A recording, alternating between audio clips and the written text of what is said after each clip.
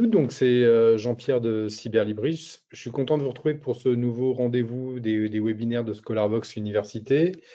C'est donc la troisième partie des webinaires de fin d'année. Il y a 3 semaines, on avait eu la séance consacrée à l'économie-gestion. Il y a 15 jours, celle consacrée aux sciences humaines et sociales. Et donc, pour clore 2025, on va terminer avec les sciences. C'est donc le dernier rendez-vous. L'idée, c'est de faire un petit tour d'horizon sur les dernières mises à jour qu'il y a eu sur le bouquet sciences, santé, médecine, informatique, ainsi que STAPS. Donc, je vais vous faire un petit tour d'horizon des principales mises à jour qu'il y a eu lieu avec des éditeurs.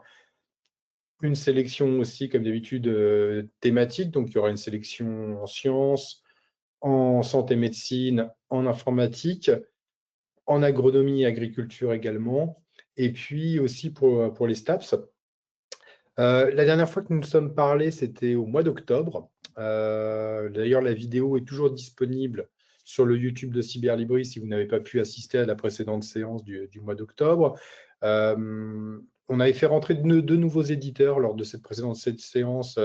Il y avait un éditeur en informatique, IT Governance, et puis la revue Les Fruits Oubliés, notamment en agronomie, d'agronomie qui avait été présentée. Je peux aussi vous annoncer la date du prochain rendez-vous qui sera un petit peu particulier, qui aura lieu le vendredi 6 février à 11 heures.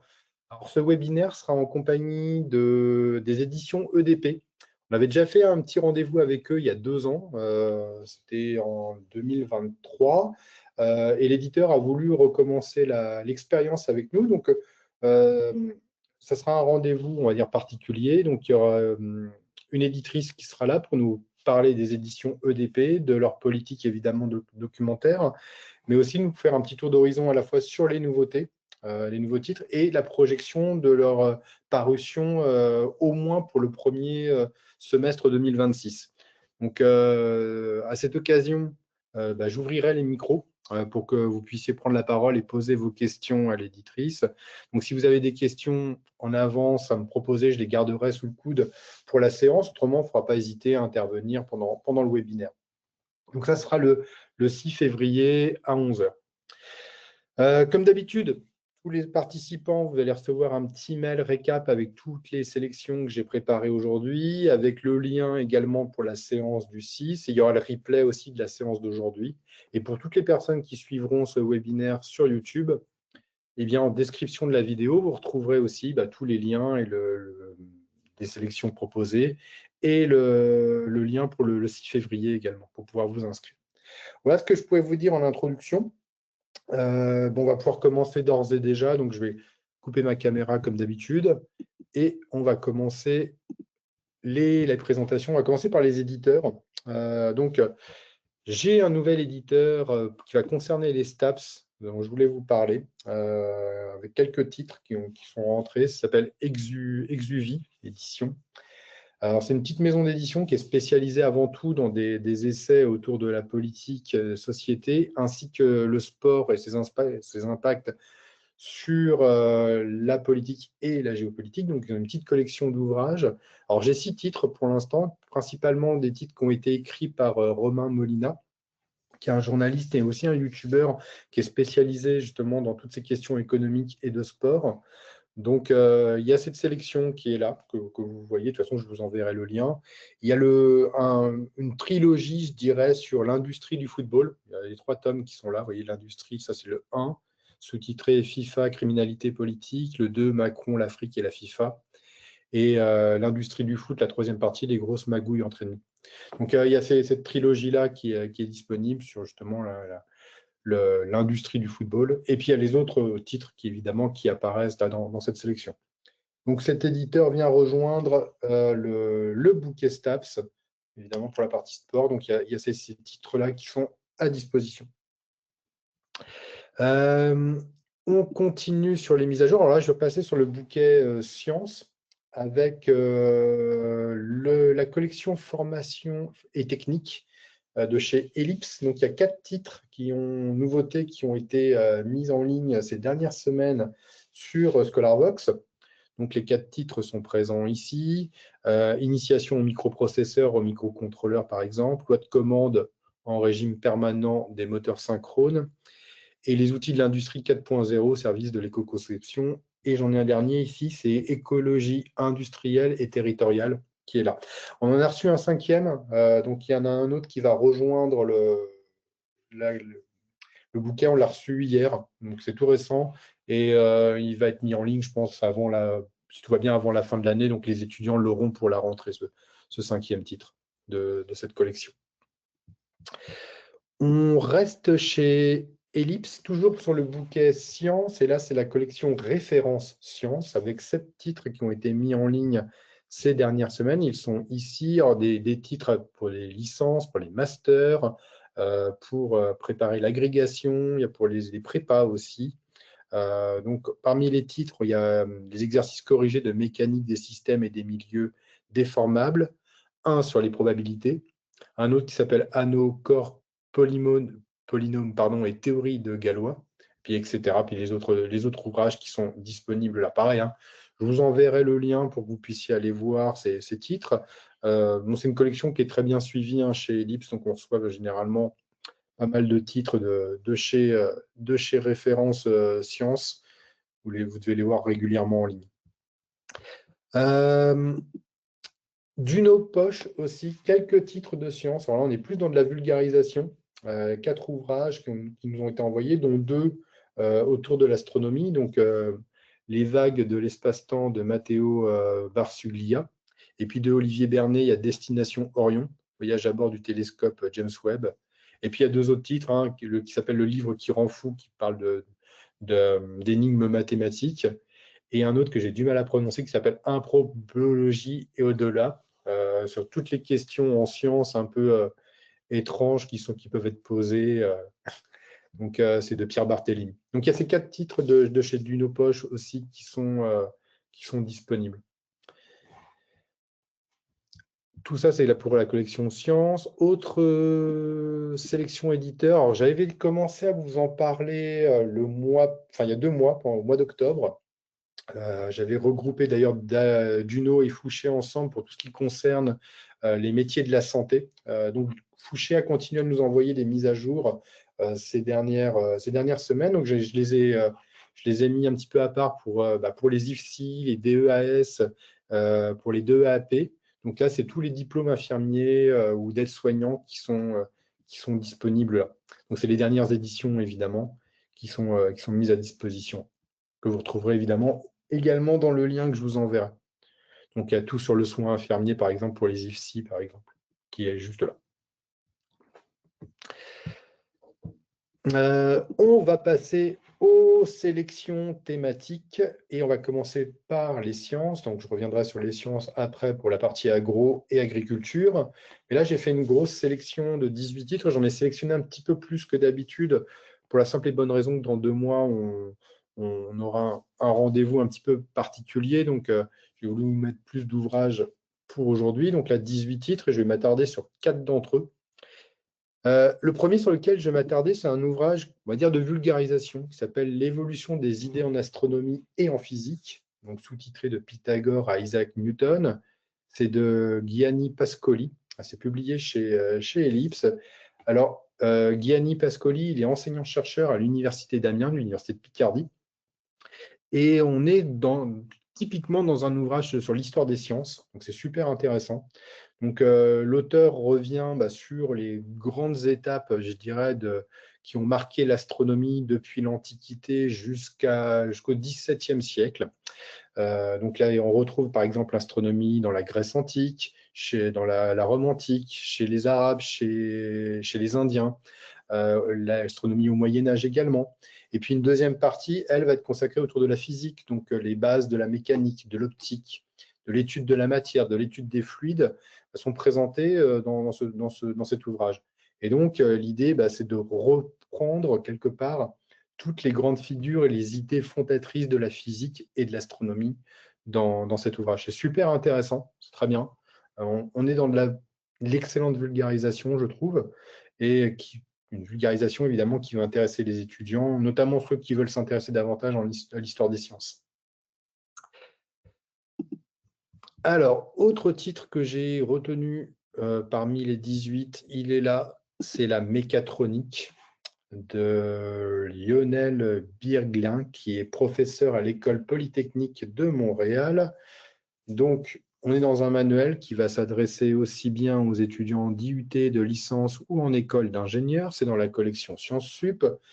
Donc, l'auteur revient dans un premier temps sur une définition large de la mécatronique. Donc, la mécatronique, c'est un domaine dont le développement est lié à l'arrivée massive de l'électronique dans les produits de tous les jours, comme les outils industriels. C'est déjà la 4e édition de cet ouvrage qui rassemble toutes les connaissances de base, on va dire, en mécatronique avec des exercices dedans. Il y en a une trentaine, plus les corrigés. Et on retrouve dedans, évidemment, une introduction à la mécatronique, les éléments d'électronique, les capteurs, les actionneurs, les microprocesseurs et pas mal de compléments d'informations vont être présents également dedans, avec des tables de primitives et des solutions également, des exercices qui sont proposés. Ça, je vous l'ai déjà dit. Donc, 4e édition de cet ouvrage, il s'est publié chez Duno.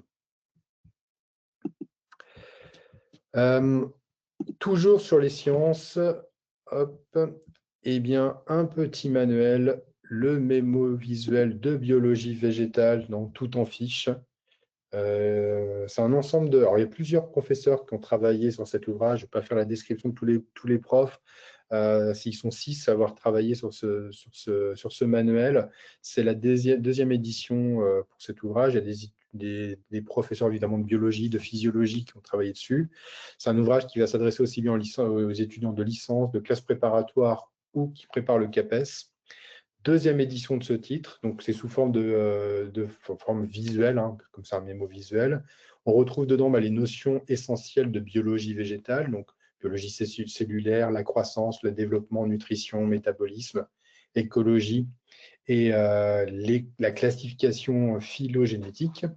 Il y a plus de 500 schémas et photos qui sont présents dans ce petit manuel, des textes d'accompagnement à chaque fois pour expliquer les schémas. Donc, on retrouve donc dedans, évidemment, au niveau du sommaire, les grandes caractéristiques des végétaux, la génétique et l'évolution, l'organisation fonctionnelle de la cellule végétale, les fonctions de nutrition, etc. etc. Donc, au total, l'ouvrage est découpé dans une dizaine de gros chapitres pour comprendre toutes les notions clés de la biologie végétale. Hop. Et le dernier titre, alors, comme pour préparer un petit peu l'arrivée du webinaire avec EDP, un ouvrage de chez EDP qui s'appelle Chimie et eau, dans la collection Actualité chimique. L'ouvrage a été écrit par Danielle Olivier, qui est l'ancienne directrice de l'École nationale supérieure de chimie ParisTech. Alors, c'est un ouvrage qui évidemment explique les notions relatives à la chimie et à l'eau. Donc, dans l'ouvrage, explique les mobilisations, les études et les efforts de grande ampleur actuellement déployés pour préserver la disponibilité de l'eau et les pratiques agricoles et industrielles dont la vie a besoin. Donc, dedans, on retrouve des exposés sur les mesures prises par tous les acteurs au niveau local comme européen ou planétaire. Et les questions liées à la pollution de l'eau, notamment par les microplastiques, sont abordées dans cet ouvrage.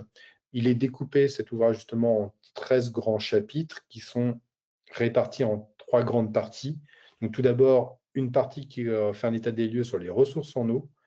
Ensuite, toutes les innovations qui sont liées à l'eau, justement. Et puis, le dernier, la préservation de la ressource, les eaux potables et les eaux industrielles. Parce qu'on va retrouver dedans, et donc, plein de choses sur le traitement de l'eau, notamment de l'eau potable, évidemment, et le traitement des eaux industrielles aussi. D'où l'intervention de la chimie.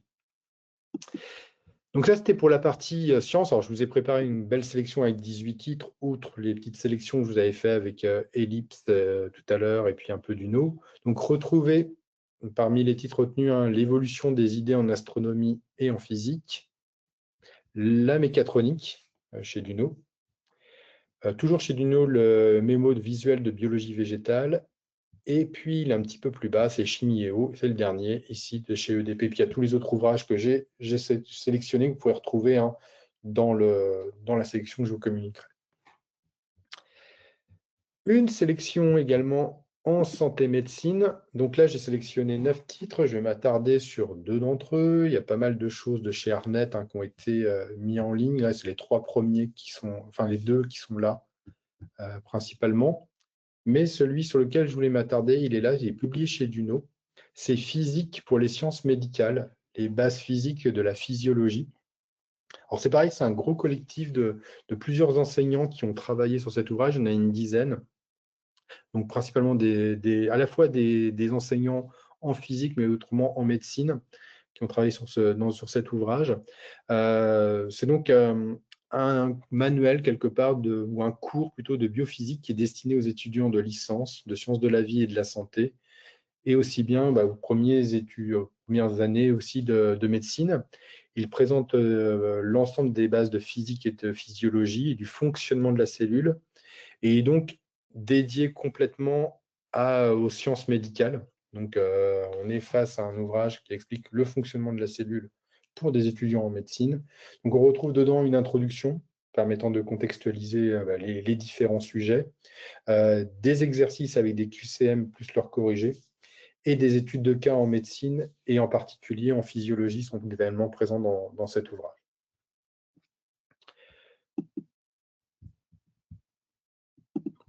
Autre titre, il est juste là, c'est dans la collection Sciences Sup de chez Duno, c'est Pharmacologie, des cibles à la thérapeutique. Alors, plusieurs profs, il y en a 4 qui ont travaillé sur cet ouvrage, et tous des professeurs à la faculté de pharmacie de Strasbourg. Les 4 auteurs qui ont travaillé sur cet ouvrage. Donc, l'objectif de ce manuel est de comprendre le mécanisme d'action des médicaments, les prérequis à leur prescription la plus éclairée possible. C'est également donc un ouvrage qui s'adresse aux étudiants en médecine, en pharmacie et en sciences de la vie. Il est découpé en 24 chapitres et on retrouve parmi ces chapitres les grandes familles de médicaments, elles sont quasi toutes représentées dedans, et les effets sur les organismes, enfin sur l'organisme, qui sont présentés dedans. Donc la nouvelle édition, parce que c'est sa 5e édition, elle est réactualisée, elle inclut maintenant presque la totalité des médicaments qui sont présents sur le marché, et il y a de nombreuses fiches qui sont présentes dedans avec qui sont réparties par différentes pathologies. Voilà ce qu'on va retrouver dans cet ouvrage. Donc, il s'adresse aux étudiants de master et étudiants de médecine et pharmacie également. Donc, sur la partie santé-médecine, retenez physique pour les sciences médicales et pharmacologie, les 2 titres publiés chez Duno. Et il y avait un petit ouvrage qui est publié chez Studirama, c'est Comment j'ai réussi médecine. Des petites fiches, un petit guide qui peut guider les étudiants sur comment préparer au mieux leurs études en médecine, quels sont les débouchés, comment prendre des notes en cours de médecine, etc. Donc, il y a ce petit guide-là aussi sur lequel je voulais vous faire un petit focus rapide. Comment j'ai réussi médecine. Et c'est publié chez Studirama. Alors, autrement, informatique, alors j'ai fait un peu moins de choses sur l'informatique. Aujourd'hui, j'ai sélectionné 12 titres, pardon, et je vais m'attarder sur 2 d'entre eux. Il y a les bases de données, tout d'abord. Il est là. Alors, base de données pour les étudiants en informatique BUT 2e année et L2. Donc, il y a eu l'année dernière, l'ouvrage pour les premières années L1 était paru déjà. Là, c'est une nouvelle édition, mais pour les 2e années. C'est les mêmes personnes qui ont travaillé sur la précédente édition qui ont retravaillé sur celle-ci. Donc, il y a tout d'abord Stéphane Devine, qui est professeur à l'Université Picardie d'Amiens. Anaïs Durand, qui est maîtresse de conférences en informatique à l'Université de Clermont. Et Pascal Lafourcade, qui est enseignant en informatique à l'IUT de Clermont-Auvergne également. Donc, cet ouvrage propose un cours complet sur les bases de données. C'est donc adapté aux étudiants de 2e année en BUT informatique et de 2e année de licence d'informatique à l'université. L'ouvrage vise à renforcer les connaissances et les compétences sur les bases de données, en abordant les principaux points du programme national du BUT. Et puis, on retrouve dedans des exercices, des TD corrigés, plein de TP qui sont présents dedans, et puis évidemment des cours aussi qui sont inclus dans cet ouvrage. Alors, autre point sur l'informatique, c'est publié chez Ellipse. C'est programmé en C++. C'est de Alain Gibault, qui est maître de conférence à l'INSA de Hauts-de-France. Il est professeur de programmation informatique. Donc là, c'est un guide qui est autour du C++, et dont sa plus récente aussi version, qui est le C++ 23. Donc l'ouvrage offre des connaissances de base et un approfondissement sur les sujets plus difficiles. Le public, c'est le public des étudiants d'école d'ingé ou d'université. Et il y a une soixantaine de chapitres répartis en 4 grandes parties dans cet ouvrage. Donc d'abord, il y a un préambule. Et puis ensuite, on revient sur le socle du C++, comment on débute avec ce langage et comment on approfondit le développement de ce langage.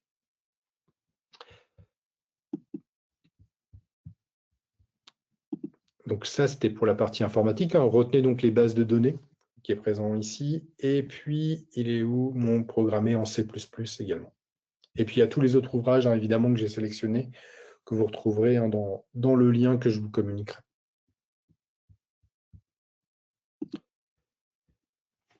Alors, j'ai fait une petite sélection en agronomie, agriculture. Il y a 9 titres dedans.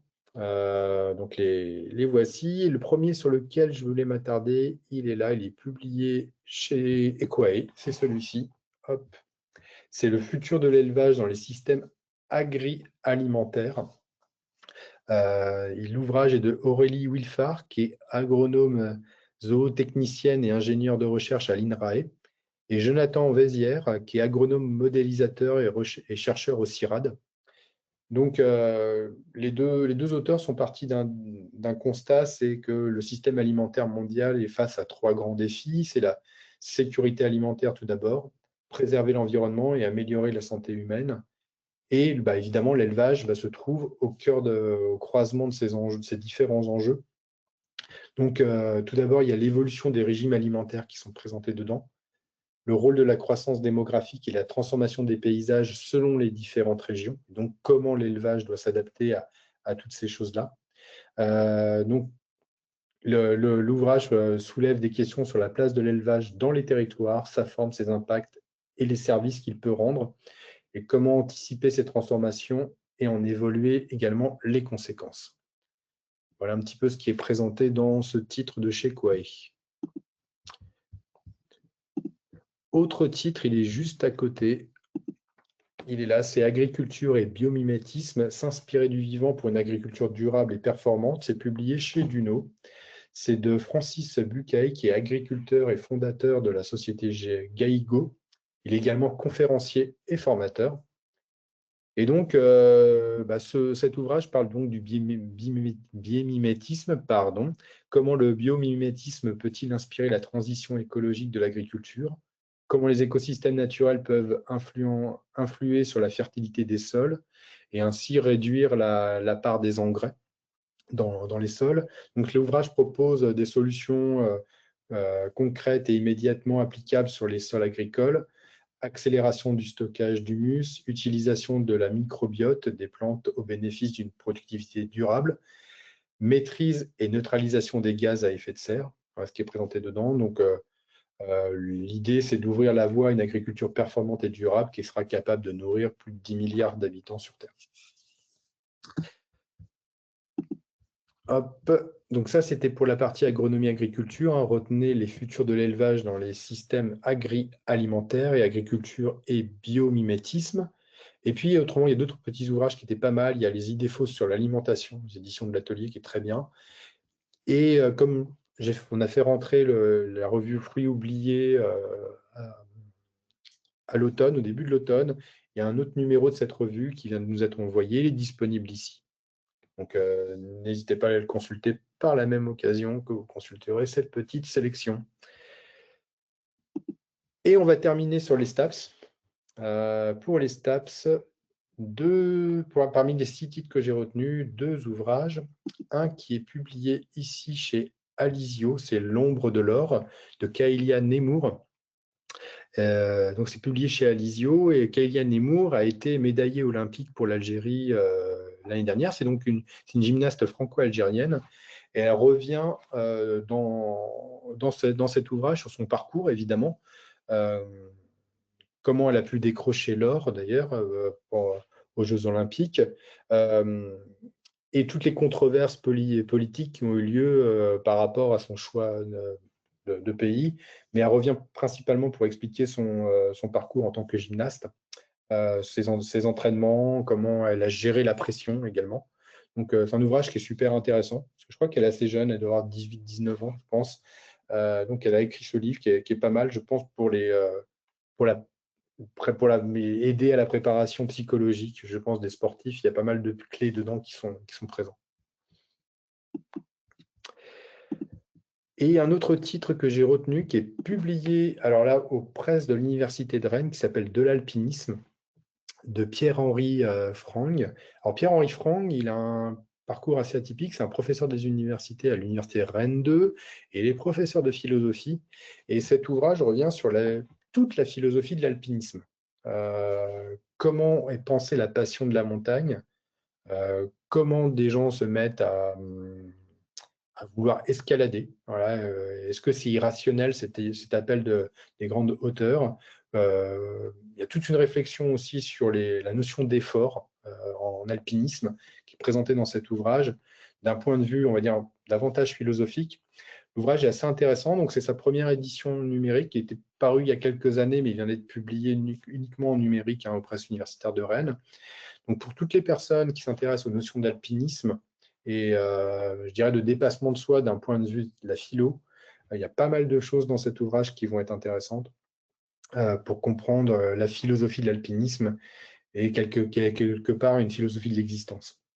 Donc je recommande aussi cet ouvrage pour les étudiants qui s'intéressent à l'alpinisme. Il y a pas mal de choses là sur l'alpinisme aussi.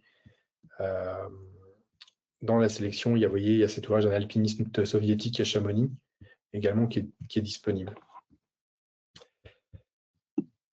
Voilà, je pense que j'ai fait le tour. Il y avait pas mal de petites choses, comme d'habitude. Je vous remercie beaucoup de votre attention. Évidemment, je vais vous envoyer le récap avec tous les liens des sélections qui ont été présentées aujourd'hui pour que vous puissiez accéder aux ouvrages sélectionnés.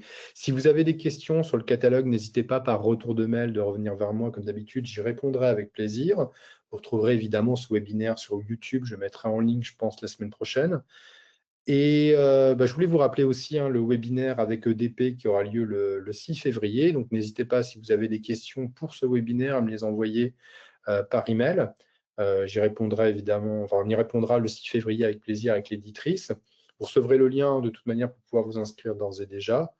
Et puis évidemment, je vous souhaite une bonne fin d'année et puis je vous dis à très bientôt. Merci à vous. Au revoir.